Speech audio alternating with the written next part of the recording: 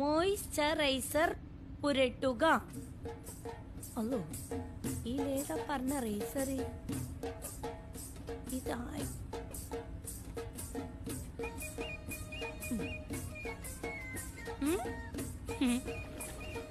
ഇനി ഫൗണ്ടേഷൻ ഇടുക. ഫൗണ്ടേഷൻ ഏതാടണ്ടേ? ഇതേതാ? ചെറുപ്പ വായിക്കാൻ പറഞ്ഞോടില്ല. ഇതിലേതാ ഫൗണ്ടേഷന്? കണ്ടിട്ട് ഫൗണ്ടേഷൻ ആണെന്ന് തോന്നി. ഡ്രൈ സ്കിൻ ആണെങ്കിൽ ലിക്വിഡ് ഫൗണ്ടേഷൻ ഇടുക.